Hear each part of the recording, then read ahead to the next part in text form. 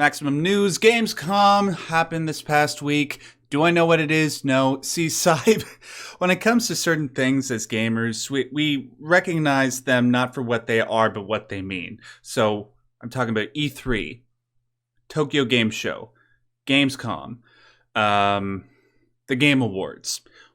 I don't care about the actual meaning of what these things are. When I hear those things, I just think gameplay or game trailer announcements or game reveals. And that's all I care about. I didn't really know what Gamescom was until I did the research for this show. Apparently, it's like Europe's biggest business platform for games, a big trade show where all the developers can meet up with and try out each other's games, which is cool for them, I guess. But it's even cooler for us gamers to just get to feast our eyes on all the cool stuff. Decent show headed by Jeff Keighley, a whole lot better than what he did for the Summer Games Fest. I don't put that, I don't know. I don't know if I put that down to him. It's more so just a lack of content. But we did get a decent amount of stuff appear at the show. And I'm just going to sort of do a scattershot reaction to the things that stood out to me. We're not going to cover everything. Like, I know there'll be some people that care about the Killer Clowns from Outer Space game, which sounds cool, but I don't really know what else to make of it.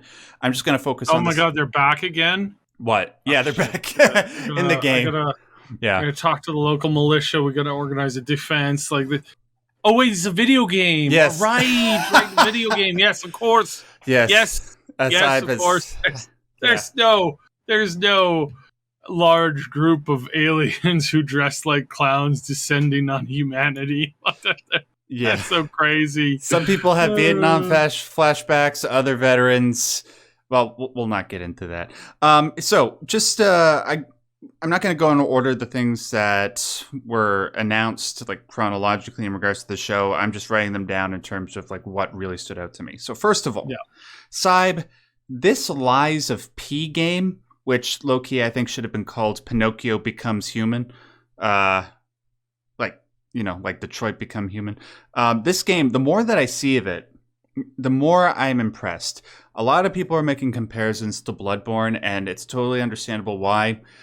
Even though it's not like the actual content of it beyond the like Belle Epoque aesthetic, there's not really anything about it that has to do with Bloodborne. It's supposedly like a really dark retelling of the Pinocchio story, and the main character, you play as Pinocchio trying to become human.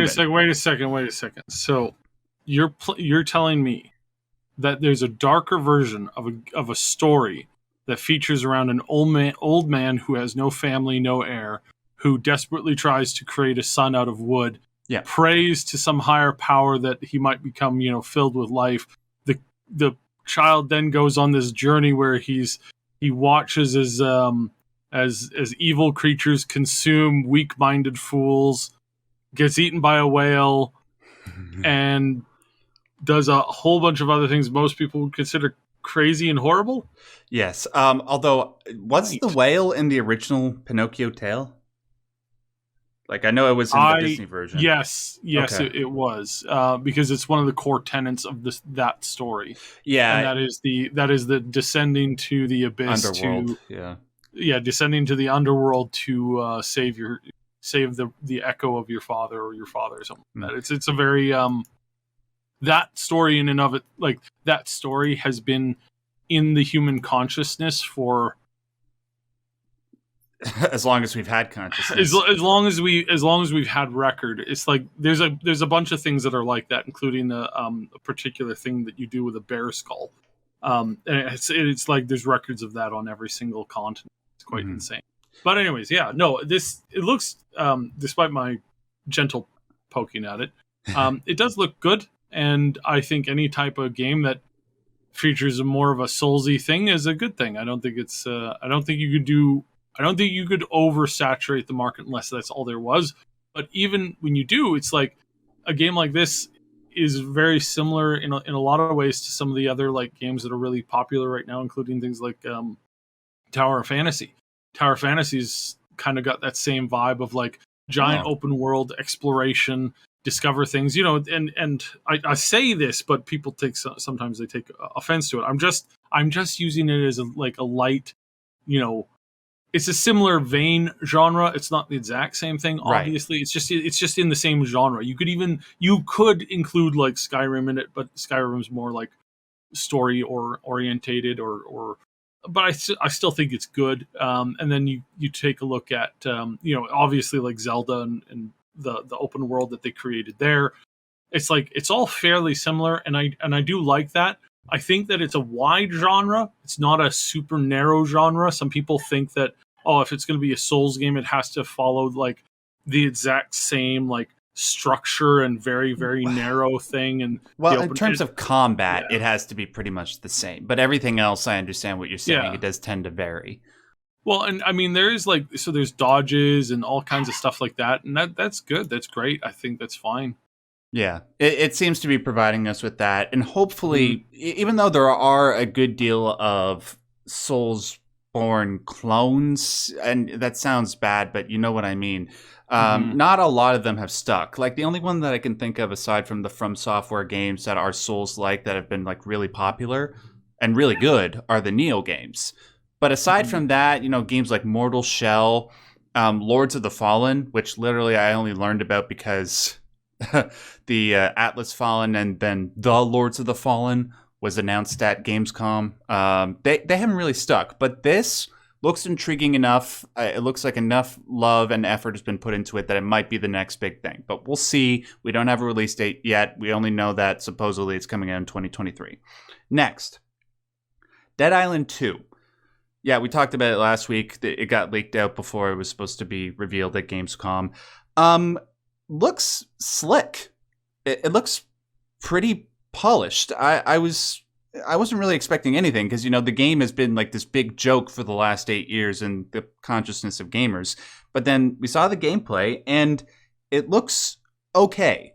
Now, whether or not it turns out to be okay, that's another thing, because how many games that have gone through development hell and come out on the other side as good can you name off the top of your head? I can only think of Metal Gear Rising and The Last Guardian, although some people would disagree with me on that one. And probably one or two others that I can't think of. But I'm interested. I'm happy to return to the Los Angeles locale. Reminds me a little bit of GTA 5, and I like being in that world in a more fantasy element. Saib, do you have the same impression that I do? Like, it looks okay. We'll wait to see sort of feeling on it. No. When it comes to any game announcement, I'm now like, I have been turned into very much a pessimist in that it's like, well, it looks like it might be good, but then I shouldn't wonder if it immediately, when you install it, it immediately steals all of your internet browsing data and posts it on the internet and laughs at you hysterically while also stealing your wallet. Saib is speaking from experience, but continue. Yeah. I mean, it's just it's. I'm at that point now where it's like, oh, everything is terrible. Yeah, and then when something does actually come out good, then I guess by having that, unfortunately, by having that mindset, when something is good, the surprise is so much keener. It sucks that it's that way, but yeah, I mean, like, even though I say Dead Island looks okay, I suppose in the cockles of my heart, it's like, well, I don't really have much faith that it will be. I don't have much faith. Like, I'm not that interested in it. But when it comes out, if it surpasses the original game in leaps and bounds, I'll be happy to play it. I'll be happy to pick it up because it's looking like February is going to become like, how the thing that I wanted more was more stories and more like an RPG and more like the ability to like really set up yourself as a character. Here's something that there's a game concept in my head that I really want to develop, that I really want to play. And it basically it's a zombie game or like any other apocalypse game, but it's not like you don't start the game like in all of the games just start like very, very rarely do they actually start like in it, like at the beginning of it. They start like while it's in the middle of it, or like years after it started, all that kind of stuff. It's like, no, I like the game idea where you're playing this huge RPG world and you're playing on a server with tens of thousands of other people and you don't know what kind of apocalypse it's going to be. You don't know how it's going to arrive. Your character is perpetually online for the most part, and you just have to get them to survive. And this, like, every week it starts a new challenge, and it goes for like 3 weeks. But then if you get taken out early, you can just hop over to another server as the new game starting in the next hours or something like that. Just because I want to see that kind of like the preamp, right? It's like, oh, well, I'm going to go on a crime spree, steal a bunch of like guns and water and food and take over a shelter. But if you do that while the server is full of NPCs and everything's fine, you're going to get put in jail, or you're going to be killed by the police. And if you do that, then when the zombie apocalypse happens, you're just locked inside the jail, and you're just gone. So I like these ideas, and I hope that somebody expands on it. And that's the one thing that I really thought that Dead Island was going to do initially in the first game. I really thought they were going to angle more towards that because of that first like brutal trailer that you saw. But now it's like it's probably they're just going to dump you in the middle thing, and it's just another zombie survival game, which they're always fun for the most part, but it's like not memorable. Yeah, exactly. And it's like I think doing a story or giving you like greater tools to tell your own story is a cool idea. I'd like to see like one of the stories that I would like to set is like a 5-year-old kid on like a little tricycle is told like you have to follow this road. If you follow this road, you'll eventually get to safety. You know, their parent is telling them this is they're dying. And it's like, get on that road. You always go towards where the sun wakes up in the morning. Just keep following that road and eventually you'll get there. And so this kid's on this little like tricycle pedaling away, like scavenging for food. And it's like, that would be a brutal story to tell. And you'd have to find some way to tell it without like stepping over certain boundaries. Yeah. But it's like that kind of an option or a building or like some kind of like thing that allows you to do that or set up that kind of a story where it's like it's sometimes maybe it's tragic, maybe it's not. Like there's other things, there's other elements that I think we could go, but maybe that's just the dev in me wanting to like experiment with story instead of like seeing that as most people who play zombie games aren't playing for the story, they're just playing to shoot zombies. Yeah. And that's a totally legitimate style because it's the same thing with like that in the Transformers movie. It's like we don't want to see big, complicated story necessarily. We just want to watch, giant robots fight. It's like you don't need story where you just watch. Like there is, you can write a bad story and spoil the whole thing by just doing a bad job. But no, so I don't know. Leave me your thoughts in the comments below, please. Do you think zombie games need more, interesting story, or are they just zombie games and I should stop bothering? Just give me Left 4 Dead 3, Valve, and I'll just shut the F up about it. But yeah, I generally agree with your sentiments, Saib. Moving on, Sonic Frontiers, Saib. The little chat that we have on Discord when we send each other stories for the podcast. Did you see the meme about Sonic Frontiers going up against God of War, like the Family Guy meme? Yeah. Yeah, when I saw that, I could not stop laughing because that's literally what... Okay, so if people don't... you might have seen this going around on Twitter. I'll just describe it for you.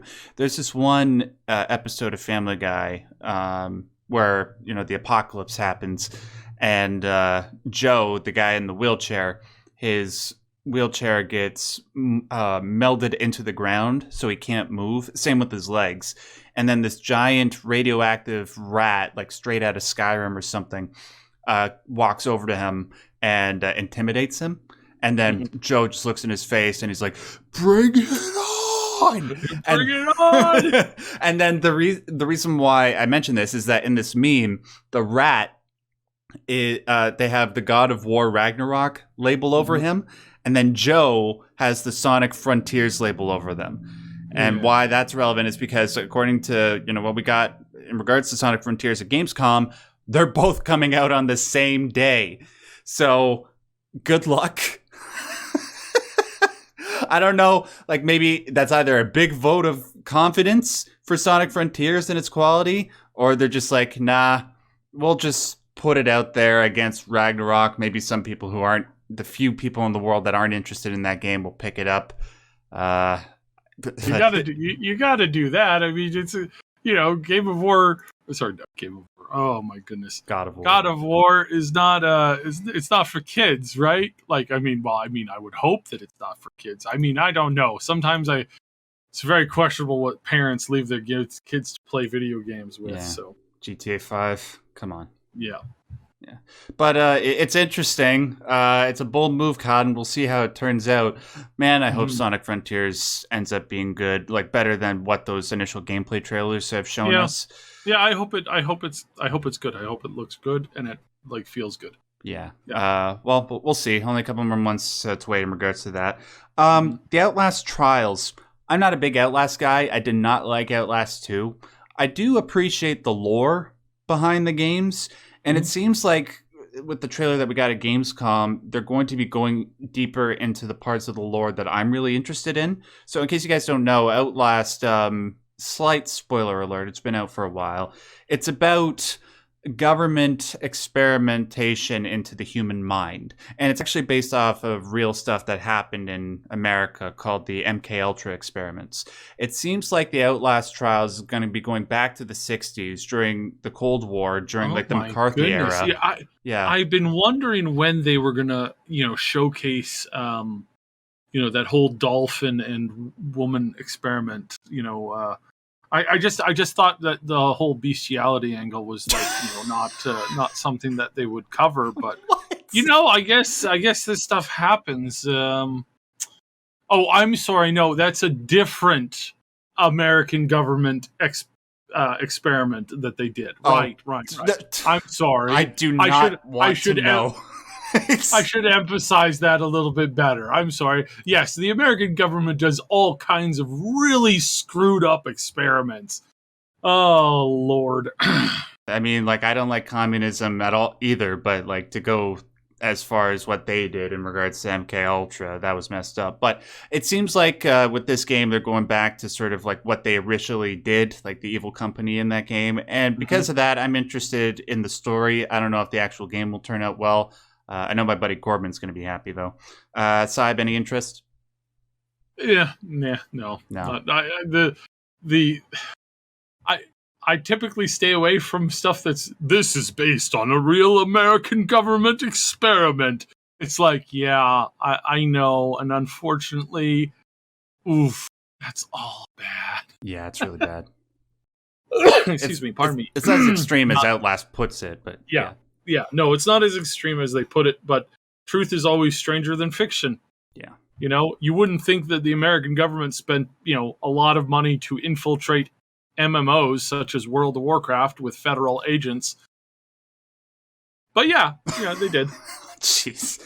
Yeah, probably. Whenever anything gets too big, they always sick their agents on it, like when John Lennon became bigger than Jesus. Moving on. Hideo Kojima, that's my boy-o! He's starting a podcast, and apparently it's going to be in English. If I'm not mistaken, I think the first episode is out. I still need to check it out. Just because I worship at the altar of this man, I want to check it out. Unfortunately, it's not a new game announcement. That's probably going to be at least another year away, but it's interesting. Here's one that I know you and I are very excited about, Saib. Hogwarts Legacy. Couple of really interesting tidbits in the footage they showed us. One, Aragog is going to be in the game. The big giant spider from the Chamber of Secrets. Oh, yeah.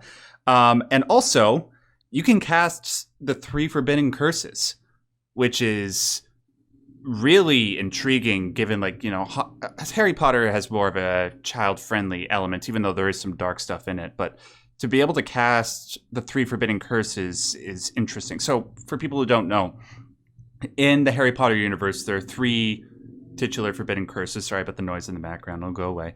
One is Crucio, which is a spell that you cast to torture somebody. I can't remember the name of the second one, but I know that it's cast to sort of control what a person does. Yeah. Do you remember what the name of it is, Saib? I believe that the one that controls somebody's actions, I believe, is called Imperius? Something like that? Imperius. No, wait, no, it's on the tip of my tongue. Imperius. Darn it. Old. Imperius. Old. What's the Latin word for old? Imperius Elder. News media. Yeah. Yeah, and then the one that tortures you, that one's called the something imperial tax, something to do with taxes and Imperius Pelosi. Yeah, McConnell. I don't know, whichever your political bent is. Yeah, and then there's Avada Kedavra, which kills people. So apparently you can do that. I wonder if that's going to factor into some sort of like morality system that the game has.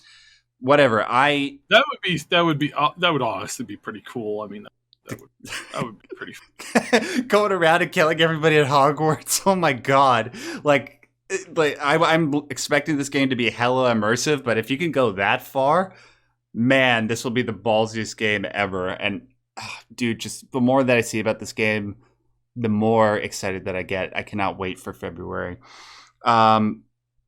Callisto Protocol, just another little bit of gameplay, just a little bit more to increase my excitement for it. I still think the game looks great. I'm still a little bit wary about the way some of the kills look and the blood effects, but they're not distractingly bad. It's sort of like how they are in the Resident Evil games. Great looking, but some of the kills look weird. Still excited. And then finally, Everywhere. Saib, is this game basically going to be Ready Player One? I have no idea what it is. And they haven't communicated enough to explain what it is. Part of me wonders if it's actually just an engine. Yeah. Like, if it's an engine, then it's like, great and all, we need more engines. Like, we really do. Like, we really do need, like, a greater ability to... I don't know what the term is. A greater ability to create games that are not tied into an existing mega structure company, because that's not good. Yeah. And there needs to be a greater push for those types of games, because there are tools that have come out that have been intriguing. There's Project Spark that was kind of underrated when it was out on Xbox. Then there was Dreams, and there was a huge blow up with content created for that engine when it came out, but it sort of fizzled, unfortunately.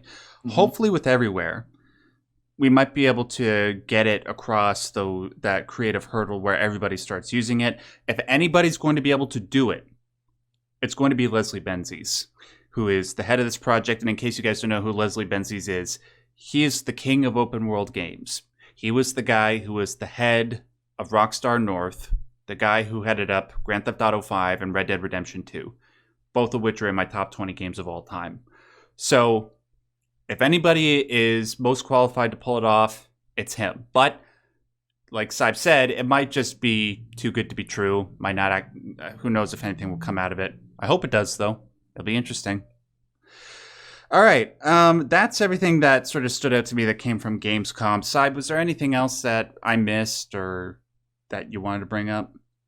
Yeah. So, Dune. Yeah. Awakening. I saw a mixed reaction to that. The visuals were stunning. Yes. Absolutely stunning. The concept of it being a survival MMO is like, I mean, I was like, what? Like, what? Like, I was like floored, because, yeah, highly impressed at the initial showing of it. But again, not like stoked enough to believe to immediately cash in on the hype train and stay on it. It's like I was shocked. I was like, what? No way. No, what? In a very excited manner. And I would be interested. Again, it'll be interesting to see where they go with it. Do I think that it, like, am I convinced that they're going to be able to pull it off? I'm actually not, because I don't think any game company is going to be even remotely able to pull off what they're advertising these days. Zerg. But especially with Dune. Yeah, especially with Dune, because it's such a big thing. It's such a big story. And then it's like, how much of it are they taking and in what direction and all this other stuff. It's very interesting. And I am so stoked to see where this goes, but I have no idea if it's just, I don't know. It's so out there. So yeah, fingers crossed. Hogwarts Legacy, of course, very interested in that. I'm glad to see one of the greatest games of our generation is coming out with this announcement. I was so excited for this. I hope everybody's excited for this. Goat Simulator 3 is going to, usher in a new level of goatism. And speaking of Dead Island 2, sorry. Yeah. I'm kidding, of course. I think it's, well, I mean, I hope that it's good, but I don't play this stuff. Return to Monkey Island, very excited for that. I'm hoping that we're going to see something really awesome. And then pretty much everything else really boils down to a question of whether or not these games are actually going to be able to bring out what they're showing. From Atlas Fall to Moonbreaker to Stranded. Yeah. Stranded Alien Dawn looks interesting. But again, are these just rehashes and copies of everything else that we've already seen? Are we going to see these games actually pull their own weight?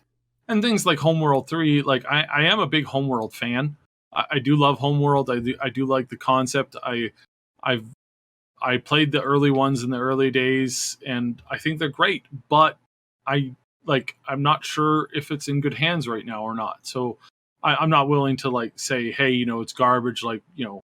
Don't buy it. We'll give it a try along with everything else that catches anybody's interest. But no, as far as whether or not you can trust this stuff, I don't know if you can. Yeah, it's I just sort of want to remember Black Pencil Ninja. He used to do the show with us. He always told me he knows that everything that they show at E3 is a lie, but you just want to marinate and believe the lie because it just feels good to. Oh yeah, no, we're it's good to see these trailers because at least it kind of gives you a level of hope. But again, I've been playing more non big name titles in the last year, and there's just so much good. If you're on Steam, the amount of good indie games that are out there and the amount of good titles that it can bring you is just amazing. And it's truly truly awesome to see what's coming down the road. So yeah, there is stuff to be excited about, guys. It's just Syb and I were just a tad bit jaded in regards to the releases. It's been so easy to get jaded, but there's stuff to be excited about. Yes. Yeah. Hogwarts, Callisto, very excited about those. One game I forgot to mention, Atomic Heart, looks really, really good. Lies of P, a lot of stuff to look forward to. Just it's always good to just manage your expectations so that way you don't get too disappointed. All right. That's everything about Gamescom, guys. Was there anything that we missed? Please let us know in the comment section below. Please let us know if you have any thoughts about any of the stuff that we said. We'd love to hear from you, provided that you express it in a civil and calm manner, as people usually do on the internet. All right. Excuse me. Bug just flew in my throat. Aside. What's going on with Blizzard? Something got leaked? Let me look here. So Odyssey has been not leaked majorly, but considering that this is a project that they clearly wanted nobody to be talking about until they were ready to. Odyssey is their next game, new IP that features basically this open world survival type game again, which is we were just talking about the Dune thing. We're talking about a couple of these games that are similar to that. These games are really cool. This is really interesting. However, I have to point out that it's Blizzard. this is Blizzard. I'm sure they're going to find some way to screw it up or to do something wrong. But the thing that I want to point out, and the thing that I want to encourage people to think about, is everybody who's getting their hands on this and seeing this and talking about that they're not Warcraft patsies, or sorry, not Warcraft. They're not Blizzard patsies or Activision. A lot of them are saying this is legit the next big thing. Like this is one of the best games they've seen. Now we've heard this before, and it was a complete and total, bomb. Yeah. Not in a good way. It completely failed. So this is interesting. I hope that I do hope that Blizzard gets things together at some point, because they are. I don't like seeing anything that from my childhood that I really liked get destroyed. I personally dislike that. And I would like people to be able to take an object, to take an IP or something that they were given, and do something good with it. So yeah, this is interesting to note. There's no huge news right now, other than the people that apparently have played this have said this is one of the best games that they have ever played. So now, what who's happens saying that though?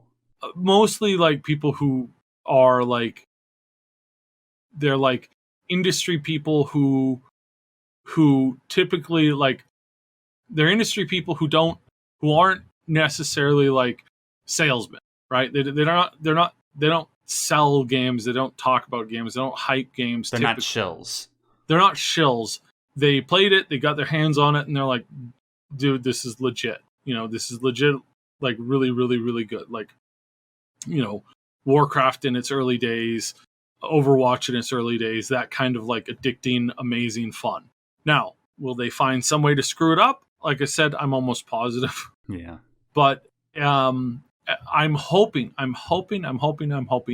that at some point, once, especially the buyout, and the buyout is definitely happening with Microsoft, I really hope Microsoft comes in, cleans house, and then puts the people who are making good products in charge of making those good products, and not the marketing people who are like, now, is there a way that we could, like, encourage, I don't know, some very wealthy people to put, like, $2,500, $100,000, like $2,500 into this game? Is there a way we could do this?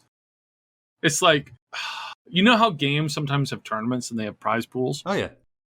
Yeah, well, there was a tournament arranged in Diablo Immortal, which is a garbage game, by the way, where it was a millionaire tournament,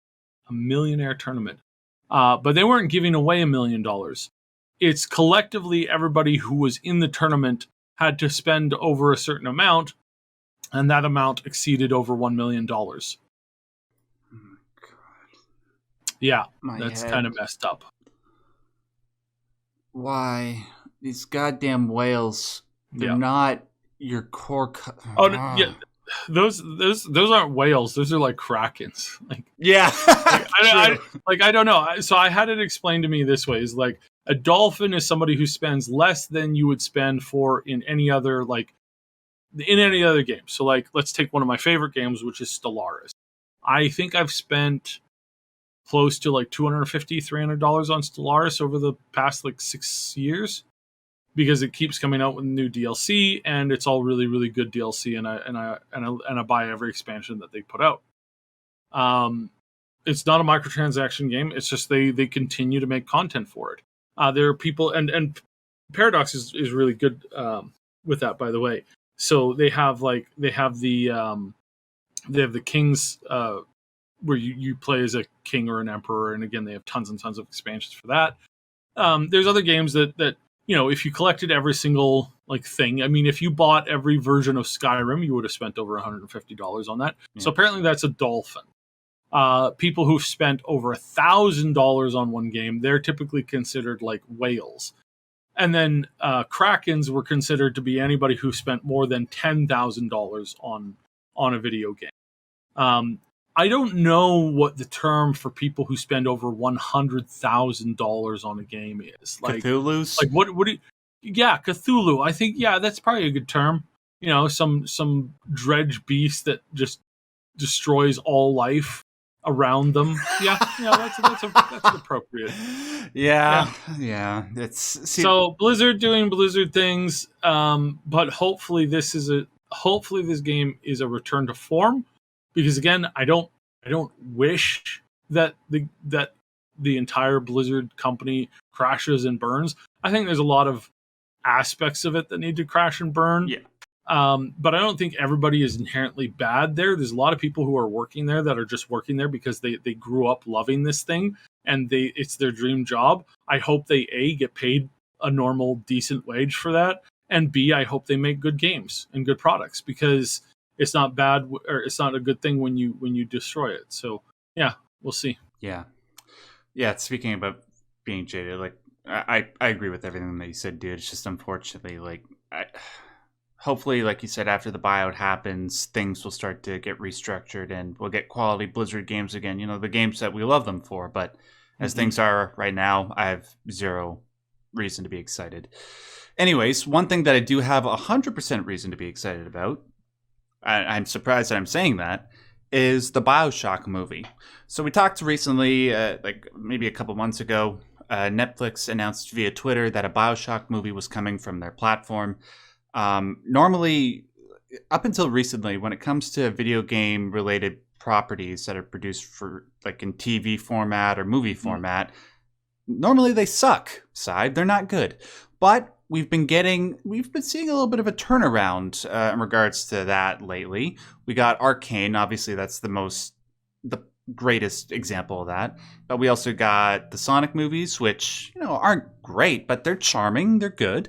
And then what was the other one that was just on the tip of my tongue? Oh, Detective Pikachu. I actually like Detective Pikachu. I thought it was cute. Yeah, it was decent. Yeah. I thought it was like, I mean, I'm not a huge, like, I do not consume Pokemon stuff. I really do not. Like, I know about it. I've never played one of the games like beginning to end. I barely ever played them. I think they're like cool and good. I have nothing against them, but it's just not my cup of tea. Unless that's the After Dark version. I'm just kidding. I'm kidding. There's a joke. Right.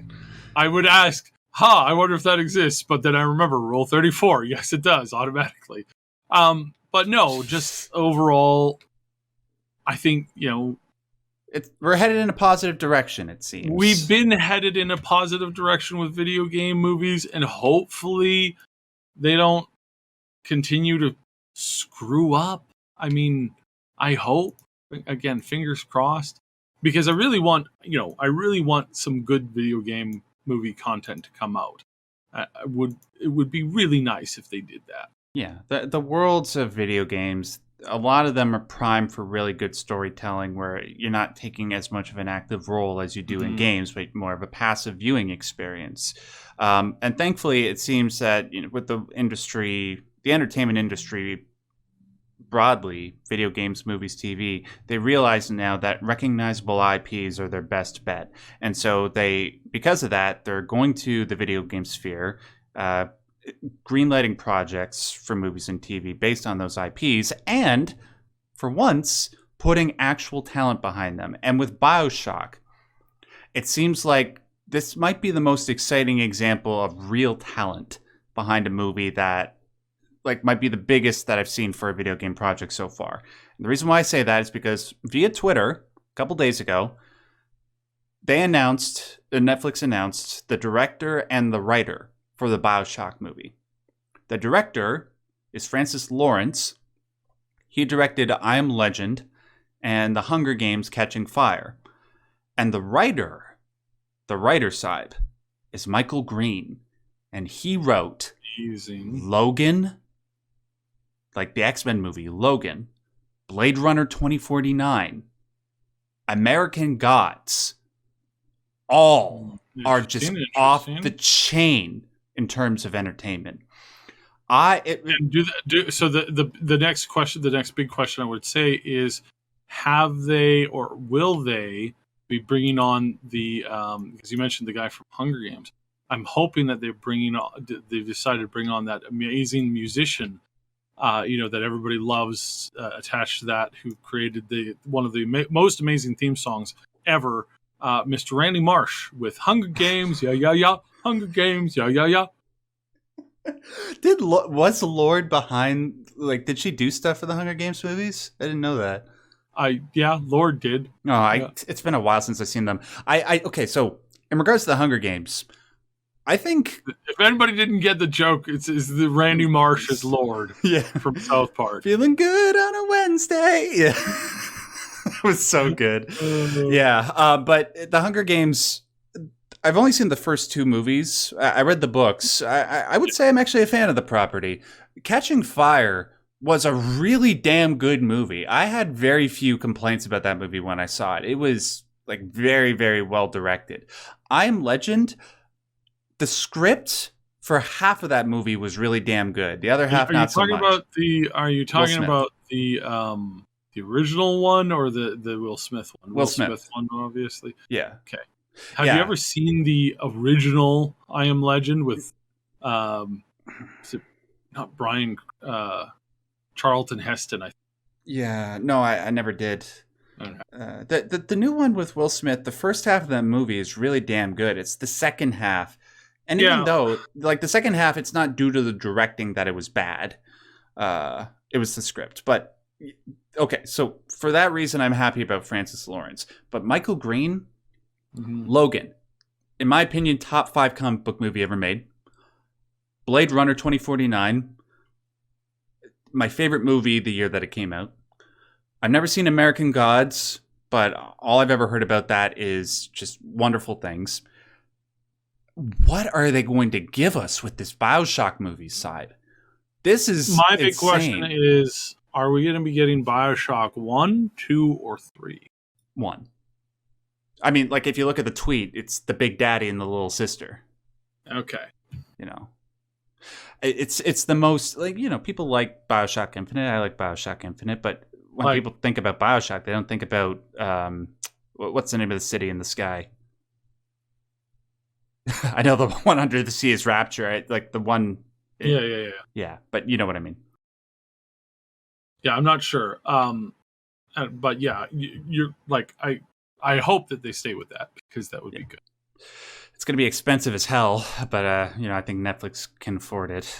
They've been operating. They can afford it for now. Yeah, I mean, like, they have been operating for the last 10 years at a loss, but that hasn't stopped them from being able to expand.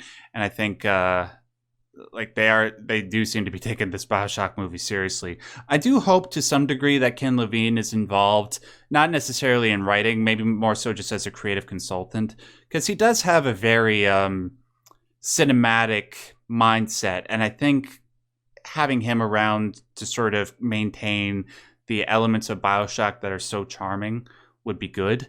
But even if he isn't, I would trust that Francis Lawrence and Michael Green are able to come up with something really, really profound. Oh God, I cannot wait for this. I hope it comes out sooner rather than later.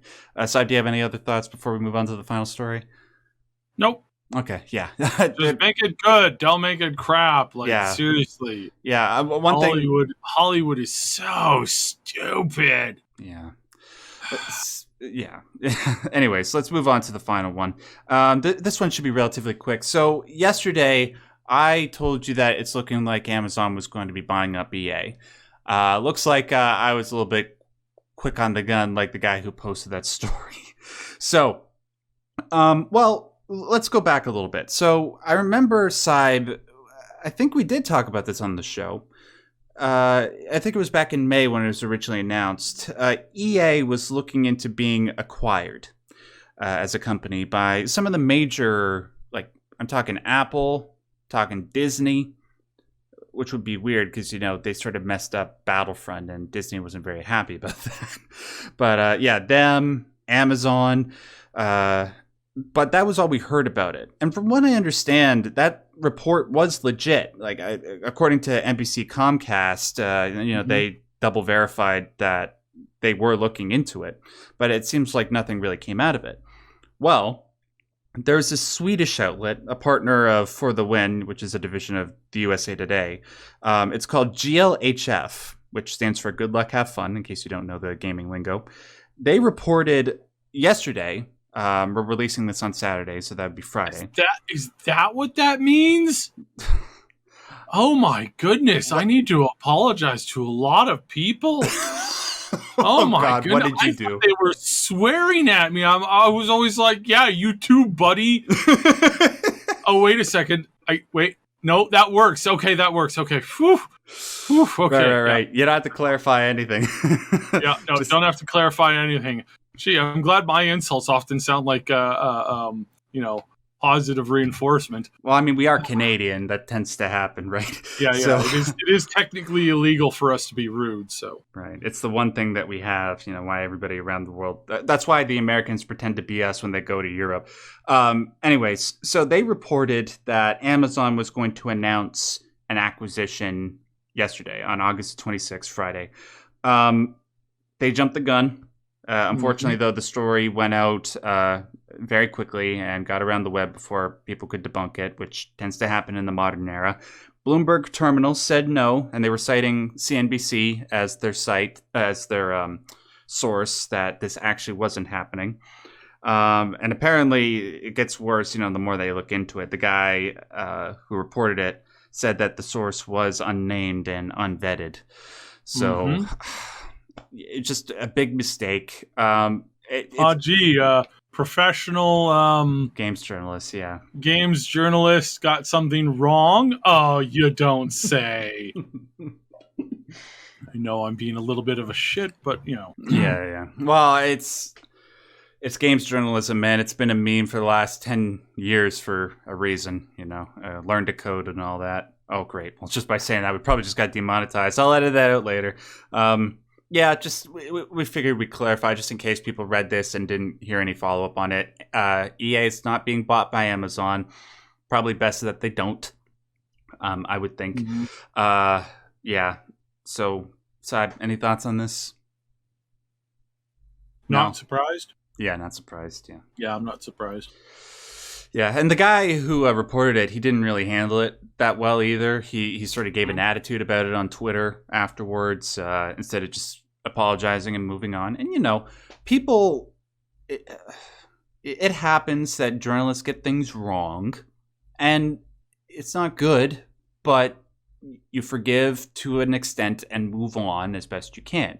But unfortunately, like we were just joking about games journalists, a lot of them tend to not be like the ones that are in major positions. They don't tend to be the best people. There, I said it. But yeah, it is what it is, and we just figured we'd clarify things for you guys. Saib, anything you wanted to add before we conclude the show today? No, we are a little bit delayed with the Stray stuff coming out. Ash has been very busy, and Moon has been very, very, very busy. So we're still getting to that. It's in its final stages. Just needs some a little bit more stuff, and then we're good. Yeah. And one thing I should probably mention before I get into the usual end of the show, housekeeping. I'm going on vacation next week. I'm going to be gone from the 29th to the 6th. So I don't know. Sai will probably do something with Ash. I just won't be there, but I will be back the second week of September, I promise. Hopefully nothing too big happens in the meantime. I'd like to just... This is going to be the first time I'm going to be on vacation for 4 years, and I'd like to just... have a good time with my girlfriend. YouTubers can't go on vacation. It's not allowed. I mean, it'll be tough, man. Like, people who are YouTubers, they'll understand. When your main job is YouTube, that's all you think about. Like, research. What types of videos are you going to do? It's hard to sort of separate that from your personal life. Hopefully, though, by going on vacation, this will lead to, a mental health cleansing. It'll lead to better content. Just bear with me. I'll be gone for a little while. All right. That's it for today's show. Ladies and gentlemen, thank you so much for joining us. It was a good show. I want to thank Saib, as always, for doing the show with me. Saib, do you want to tell people about the main channel before we close? Yeah, check out the Triple S League on the main channel. And Ash has been working on a new AI channel. where he does a whole bunch of stuff with AI. If you're interested in that, please hop over to the Discord and ask to get put into that loop. Cool.